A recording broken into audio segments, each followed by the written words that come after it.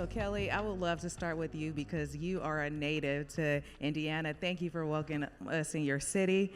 Tell me a little bit about your inspiration and what inspired you to start 68 Capital. Yeah, absolutely. Hi, everyone. I'm Kelly, General Partner, 68 Capital. So 68 Capital actually launched in 2019, sort of the daughter of Be Nimble Foundation, which is a nonprofit that my co-founder and I have been running now since 2017. It was really the recognition of a need around capital access. We were doing a lot of really great work with founders, supporting them, giving them grants, relatively small, as in 5,000, 10,000, but there was a need for more. And so, the idea was, okay, I guess we got to start a fund. And so I started fundraising actually pre-pandemic, where it was much harder. And then obviously everything happened with the pandemic, and there were lots of really great commitments made. And I think the goal for me was to invest in Black founders, which is what we do. But I knew that money could be fleeting. I knew that maybe these were opportunities that just were here today and may not be here the next time. So as long as I made really great investments, I knew that those investors would come back. And so to date, we've invested in 16 companies, 2 of which you've seen today, Prediction Strike, Zero Carb Life being 2 of them, but also 14 others, most of which are led by Black women, LGBTQ, or Latinx founders, and now are raising Fund 2. Which is really fortunate given the likelihood that Black fund managers, but even Black women fund managers, especially ones in Indianapolis, rarely get that opportunity. The fact that we get to do it again, I think, says a lot. So that's what made me start it, and hopefully it's having a great impact on the founders we work with, and also the great state of Indiana, which I think people often overlook. So welcome to my city. Yes, let's give a round of applause for being in your city. And with the funds and women-owned funds and funds going to Black women, has any of the impact of what's happening at the Supreme Court level and Fearless Fund impacted the work that you're doing? I mean, yeah, right? Like the work we do is directly impacted by affirmative action and the things that are happening to Fearless Fund, who are also colleagues and people that I know, right? And so, one, it's the personal effect, which is you're talking about me. Yeah. So I'm personally affected, but then secondarily, you're talking about the people we serve. And the majority of the people we serve are Black women, naturally. And it's interesting because we can see that it's a targeted attack. It's very specific because it's actually going after a single type of person, no matter what is being said. And the truth of the matter is, we're still 300 years behind. And so even with just a little bit of 2 to 3 years of a little bit of extra that we got our hands on, we've been able to see really great success, and now that's being stopped again. The name of the fund is 68 Capital because of the impact of 1968, which was a time where we lost great civil rights leaders and the Civil Rights Act has passed, but when you actually look at the time, we're no different. The way it's done is different, but we're still in the same places. We're still asking for the same things. So imagine being able to do something like this and everyone being on board and then being essentially told that you're being discriminatory when we still are only getting 0.6% of funding. And so fortunately, we have LPs that believe, and the portfolio represents why this work is needed, but they're doing well. So you can't take that away, no matter how much you say we can't do what we're doing. But I've refused to change how we talk about it. I refuse to not say the word Black. It's fun to talk about investing in the bottom 5% of founders that get access to venture capital, because no matter what you say, you can't say those don't include Black people. It doesn't include women. It doesn't include, but if I say that, people are like, what do you mean by that? The thing I'm about to ask you to give me some more money for. Some more money. And if we have any investors here that are willing to donate to this fund? I mean, if you are, I'm here. I mean, I don't like to make ads from the stage, but I made it for you, so it's okay. Well, I think the representation is the founders, right? Like, I love what we do. I mean, we came over from the pitch competition, and one of our founders won the pitch competition for the MBA Foundation, right? Like, those are the stories that I think will continue to allow us to raise money and to be able to invest. And that's all I can really focus on is the work, the end goal, right? So as long as that does well. no matter what they fight or what they put out there, you can't really stop it. We give a round of applause for that because that work is very important and keep going because the work is needed. And speaking of doing the work, Michelle, I would like to pivot to you. All of the strides that you made, and is my mic in and out? Okay. As the first woman to lead a union in any professional sport, can you tell me about the challenges that you had being in that role and then the successes as well? I honestly don't think that to the extent I had challenges, it was principally because I was a woman. It was because I was black, right? Now, there had been my predecessor was black, and his predecessor was black, but the challenges of being in sport and not being an athlete is the notion that people don't take you seriously as a professional. And that's the case primarily because you're black. Now, I don't think it helped that I was a woman too, but I did see more women in spaces in the industry than I saw black people, meaning black men or black women. So let me just say that, and maybe I shouldn't given the nature of this panel. But it frankly wasn't too terribly different from the challenges I'd faced as a lawyer in the spaces I was occupying professionally. And you know this, right? I mean, women, and I was doing trial work, litigating major cases around the country, and there were very few people that looked like me that were in those courtrooms that weren't jurors, right? So I came to the job accustomed to not being taken seriously, and to be candid with you, go ahead, don't take me seriously. Because that probably means you're not prepared for me. And to not be prepared for me is dangerous. There you go. It is. It is. So, you know, I enjoyed it, but it, in my view, simply typifies the kind of professional relationships that women, and certainly black women, have to deal with no matter the industry. Sports is a little bit more male-dominated, but at the end of the day, I really didn't think I had come into some environment that was so new and different from the one I left. And new environments and growth and development. Linda, can you tell me a little bit more about your role at Webflow and the growing of products and access to people in the development and web space? Sure. So I'm a president and CEO of a company called Webflow. It's a visual web development product. Hundreds of thousands of people build their websites with Webflow. And a big part of it is about how can we democratize the access to technology. So 0.5% of the world's population can code. So if you think about all the innovation that's happened across the past 20 or 30 years with the internet and coding and like just everything you've seen blow up throughout Silicon Valley and beyond, most of the wealth ended up sitting in the pockets of people who can code. And the entire premise of Webflow is changing that.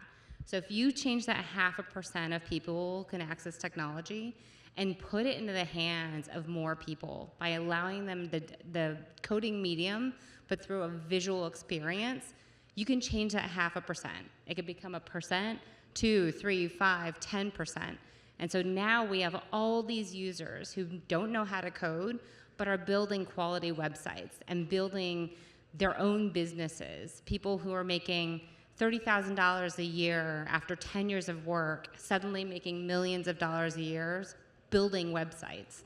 And so that's something that I'm personally passionate about and why I'm at Webflow. The entire mission of democratizing technology and putting it in the hands of everybody is something that I think can help us address some of the challenges we see around access and bias and more, like, frankly, just the amount of people who can start to create change in the world. How has collaboration with other women and other entities been important in each of your growth and career? I can go. Start for with it, you, or Kelly. Do you want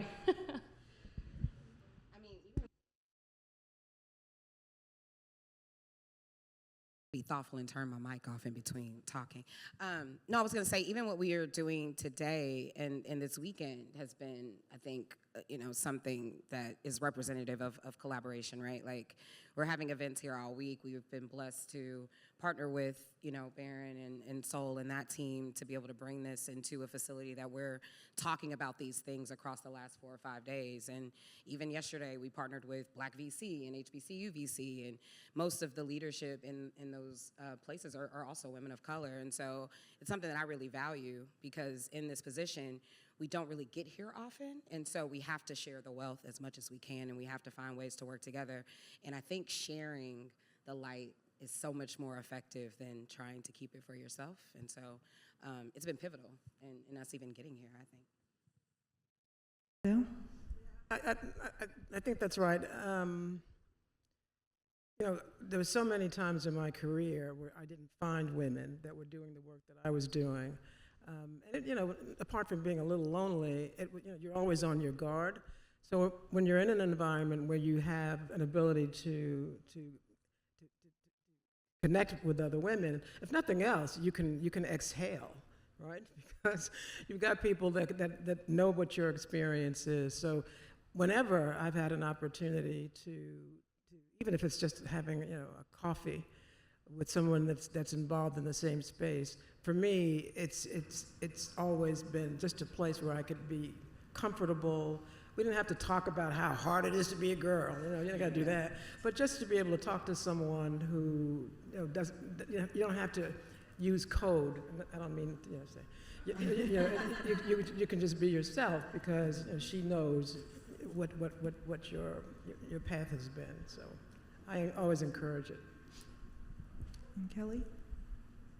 Yeah, I think the one other thing that I would add to that is, beyond my day-to-day, I'm part of a couple of groups where it's just, I'm a limited partner in a fund called the Operator Collective. It's run by women and underrepresented minorities, and we spend a lot of time focusing on investing in women and underrepresented minorities, and that is a cohort of people that I can collaborate with and talk to. And like you're saying, there isn't that added baggage of entering the conversation and being like, oh, as a woman, this sucks. Like, you can just go in and you have this group of people who, one, actively want to help and support. So when you do bring problems to the table, we innovate and find ways to collaborate and create solutions. But separately, what's amazing is you have all these people who are fighting so hard to drive change that when you bring them together and we've built strategic alliances, integrations between our companies, like partnerships and scholarship programs, things like that start to create new pathways for more people to walk down and turn into roads and highways. Like, those things help us change how the workforce looks in the future and how business changes in the future. And so that's been it sounds like a side hustle, but in reality, that's just a big part of what I would consider networking and just building relationships. And while we have you, Linda, what has been the big moment in your career so far? My career is a little bit varied. I'm not nearly as consistent as both of these two amazing women. So in addition, I've mostly been in tech my whole career, but I had a short stint in sports. I was at the NFL for a couple of years. And probably my big moment was every now and then, sometimes you Google yourself. And I Googled myself, and I found out I was the first female Asian executive at the NFL. Wow. And mind you... Let's give a round of applause for that. Thank you. But mind you, this is, the NFL was about 99 years old at this time. So in 99 years, I show up in this report that's run by some school in Michigan that's listing my name as the first female Asian executive. And I'm just like, what? But just seeing that there are all these ceilings that have been yet to been broken through, I think that just motivates me in my career of finding more ways to continue to build and contribute and trailblaze. And I think that's what drives me. Everything I want to do, I just want to do bigger and better and create space for more people to join. And Michelle, what has been your big moment in your career? It has nothing to do with sports. It has nothing to do with the work I've been doing for the last 25 years. The biggest day in my professional life was when, and this will sound like a lie, but it's not. I used to represent people charged with crimes who were poor, and I was a public defender. And I wasn't so naive that I thought all of my clients were innocent, but there was one young brother that I was convinced was innocent who was charged with murder. And the day that jury said not guilty, Yes, let's give a round of applause. biggest day of my life, no question. Yeah. Kelly, your big moment? Oh, I still sometimes can't believe that I raised a fund successfully. Yep. It's like, because one, it's always told to you that you can't. But I think the biggest is I'm the most non-traditional fund manager to raise a fund one, I think. I mean, it's funny, you guys are talking about legal. Like, my background is went to law school, and I never practiced, and I thank God I don't. That was actually the challenge was, man, whatever I do, I gotta work, because I can always just go and practice law, and I haven't had to. But to have the background that I've had, which has also been in tech, but mostly in marketing and events and sales and leading businesses and supporting businesses over the years, like I am not your traditional fund manager, right? But I think it comes down to the work, and I think because of the impact we've been able to have on the founders, and then to be able to do more and to be able to show, like, if we give them X, they get Y, Right. you see Y, allowed me to raise a fund, and to now have deployed that and are close to being deployed, and then now to be able to raise a second one. I think the unfortunate is I'm still the only Black woman in the state to have a fund. I think, like, it's cool, but it's also like, the hell? And so I think, like, much like what both panelists have shared, I've been focused on, like, how do we build up more? You know, how do we share the narrative that it always doesn't have to be this same step by step that we've seen? How do I just share things I've learned, right? Like, I think that's been kind of my focus and goal over the next few years, and hopefully there's more, because there's just not that many Black women, period. I would say women in this space, period. So, being the only is not always the best, Right. or flex. Sometimes it's a question of why, and so I'm trying to figure that out. And for anyone who's interested in getting into venture capital, a woman wants to start a fund and doesn't know where to start, what advice would you give them? Man, it's so layered, right? Because I think everyone's journey is different, but I think the one thing that has allowed us to be successful is that I have a very different perspective on what companies I think work, and I think it's a lot to do with my background. I think it's a lot to do with the job trajectory that I've had, because I look at companies differently than maybe what a traditional finance, MBA, et cetera, may look at it. I look at it through a different lens, and it allows me to pick differently. And so I would say, if you're thinking about getting into this space, you don't always have to do it the most traditional way. Think about what your competitive advantage is, thinking about what value you can potentially provide to a company or a business, and lean on that as your way in. I think that's what's been the most impactful for us. Yeah. And Michelle, women who are stuck at middle management and scared or having trouble to take that leap to be an executive and be in a managerial role, what pieces of advice can you give them? Try it. I mean, I don't have time for people to say, well, I'm not sure if I'm ready. Well, just do it. I mean, and women always, it's so funny, when I was at big law firms, the men would come to my office on their own and tell me that they could help me at the case I was about to try. I mean, they would tell me, and they're 12 years old, and they tell me. The women wouldn't say a word. And especially the Black women, they just wouldn't say a word. So I always said, look, if you're going to be here, then be here. Don't walk by the room, walk in the room. So I think a lot of us can be our own worst enemies. If you want to do it, you certainly can't fail if you don't try. It's just that simple. I'm bored with us being afraid to just do it. I'm not wearing Nike, but it's a good point. Just do it. And I think more and more women agree that, look, I'm just as smart as he is, and so I'm just going to do it. Or smarter, so just do it. And Linda, final question for you. You transition from technology and sports and back to technology. What does business inside the game mean to you? Oh man, I think probably the biggest thing between both industries, like tech and sports, it's demonstrating that you can, I mean, I think playing off of what Michelle was saying is like, you can have whatever role you want. You just have to go do it. And I think the key is doing the job you want, and then it becomes your job. And it's about continuing to motivate yourself to climb and grow and build and be infinitely curious. And if you have that mindset, there's really no limit. And I think it's true in every industry. Granted, I've only been in 2, but like I really believe it's true in every industry you want to attack. There are pathways up if you are curious and if you just try. So we heard just do it, try, never give up. And I think it's the consistent theme that women are powerful, we are trailblazers, we can do anything, and just as smart or smarter than men. Don't walk past the room, walk in it. And thank you all for coming to our Women's Talk today. Yeah.